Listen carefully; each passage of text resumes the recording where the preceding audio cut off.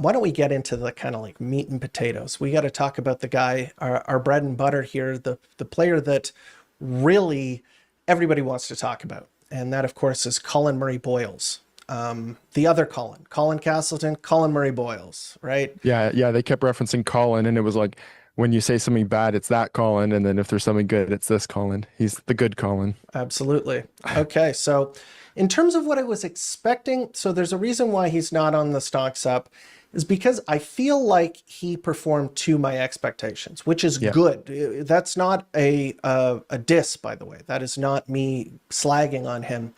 That's me saying I expected something from him, and he pretty much delivered what I was expecting. How about you? Yeah, he did basically exactly what I was expecting. He missed a couple threes badly. He hit a couple threes as I was expecting. Played phenomenal defense. He had a nice big game where he was either the leading scorer for us or the second leading scorer for us. And he mostly was just all over the place, disruptive. Still a little bit of feel, a little bit of conditioning issues. It looks like right now, but yeah, I mean, pretty much as expected. Really impressive in that one game, and then as expected, the other games. Yeah, one of the things that I really like about him is that he's kind of like a vet almost. Like he's like a guy that you really kind of just feel comfortable watching on the floor. And he makes a lot of like, as you said, like really high level reads. He does a lot of stuff that is something that you would expect from like a 10-year pro. Yeah, So great passing, solid and cerebral defense where he is making just like very solid decisions with the ball. And on defense, the man is a very talented defender. So his ability, he has very long arms, very long wingspan. He has he's not the greatest athlete, but he can move his feet laterally very well on the perimeter. He guards the basket. The guy is just like a really talented defender. He can play on the outside. He can play on the inside.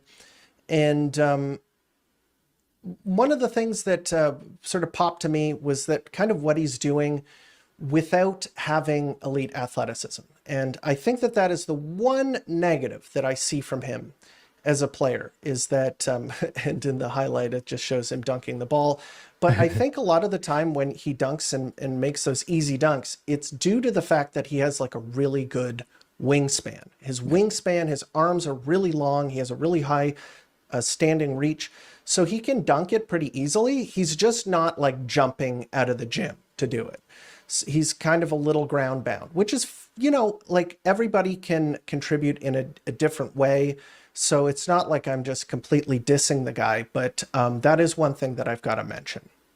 yeah, and but one thing it doesn't really affect is his ability to rebound because of how strong he is, and Yeah. he's got those long arms. So I think as long as I mean, one of his greatest abilities is rebounding, so he's at least has enough vertical pop to get up and grab a rebound. So I don't see it affecting him too much. But again, I do think there is a bit of conditioning he's got to work on. I think he's probably about 10 pounds too heavy. At the draft, he was like 245, which Okay. is 5 pounds heavier than OG Anunoby is right now at around the same height.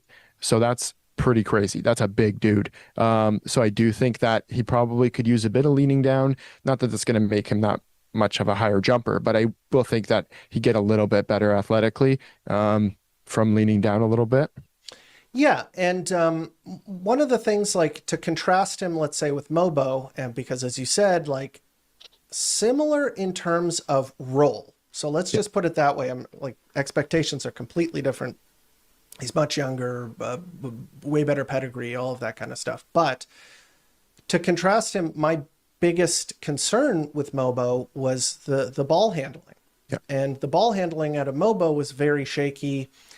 Even in space, it seemed like he was having trouble handling the ball. And that is just complete opposite with Collin Murray-Boyles. The guy has a great handle on the ball. And in those clips that I was showing, he had some just great dribble drives. Like he'll get the ball, attack a closeout, and he'll handle the ball through traffic, through guys trying to strip him. And he has that nice low dribble. That's a Yeah. really good thing to see from a player his size. So a lot of the time when you see players, larger players handle the ball, they have that very high dribble where it's easy to pick off. And he manages to get it nice and low, and probably helped due to his long arms, right? He can, it's kind of like you can reach down, right? If you have those longer arms, you can get the ball closer to the ground, much harder to strip that way. So what do you think about his ball handling? Do you think that there's something there that could really help him in the league? Definitely. And I think he's confident with it too. You see a lot of players who are a bit clumsy with their dribble at first, where they really don't trust it and they're not going to go try to cut through the lane like he is. He's quite confident with it. There was a clip that was going around of a couple of the guys. I don't know if it was at Combine, but it was a couple of the prospects doing like weighted dribbling with like a, whatever it was, like a 5 pound or an 8 pound ball. And out of, I think it was him, Yakachonis, Saraf, and somebody else who was like a guard, he was the cleanest by far. I think his strength helps with that, but Yeah. he's got a handle. And I think I've seen some terrible takes saying that he's not skilled, and that doesn't make any sense to me. He's got a handle. He's excellent finishing package. Yeah, he goes mostly left, but he can still finish right. He's got a little, Sorry to interrupt, but yeah, I've got like this is, you've touched on something that is my biggest bugbear, like something that pisses me off, yeah, is that people, when it comes to skill, what they look at is 3-point percentage. yes, That is it. It is like it's just people. I get it. I understand. 3-point shooting is a really, really important skill. It is not the only skill. yeah, Okay? It is not the only skill, and you can be a very skilled player without having to shoot the ball. And guys, he has an 8-10 standing reach. If he doesn't shoot the three in his first year very well, it's not the end of the road for this guy. He's not, 6'1", okay? yeah, It's not as important, but you're absolutely right that he has a lot of skill. Like the guy really does have a lot of skill. yeah. And his functional athleticism in terms of his balance and his body control is very impressive for a guy who's got such a big body. I loved what I saw from him when he did get a chance to get the ball. There were a couple times where he got a little looked off on the three Right. because teammates weren't exactly trusting him, which sure, he's not shooting well. But I did, and I don't know if these stats will be more depressing than anything, but his 22% 3-point shooting, and I almost touched on this in the other segment. The guard shooting from the Summer League roster was pretty abysmal.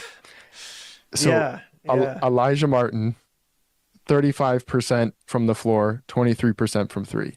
Chucky Hepburn, 22% from the floor, 23% from three. And Jamal Shed, 39% from the floor, 23.8% from three. So Even Jacoby CMP, Walter was like yeah. not very good either. So nobody shot it well. So he shot almost damn near as good as our guards did, which Yeah. is kind of funny. And 57% from the field, and that's including the missed threes. It's all Yeah, baked into the cake there. But yeah, yeah, and the other things that he does, like with the screening, I think that he and Jamal Shed ran the pick and roll very well. I think that it generated a lot of opportunities. He does a lot of really advanced stuff with the dribble handoffs, where there's keeper plays where he fakes the dribble handoff. He did a really good play where he faked a dribble handoff, and then immediately, a lot of the time when players and bigs keep the ball on the dribble handoff, they try and drive it.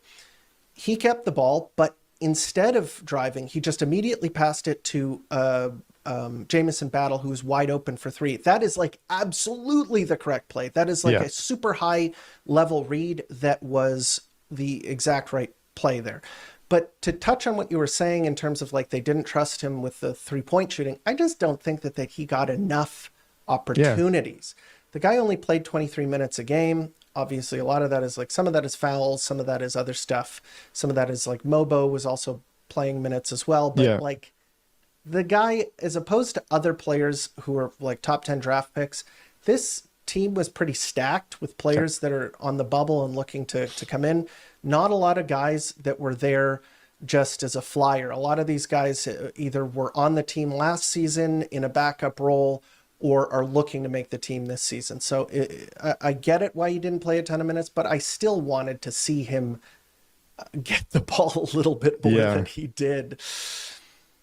So, yeah, those are my thoughts on Collin Murray-Boyles. I almost said Colin Castleton, but Collin Murray-Boyles. Do you have anything else that you saw from him that you want to touch on, or?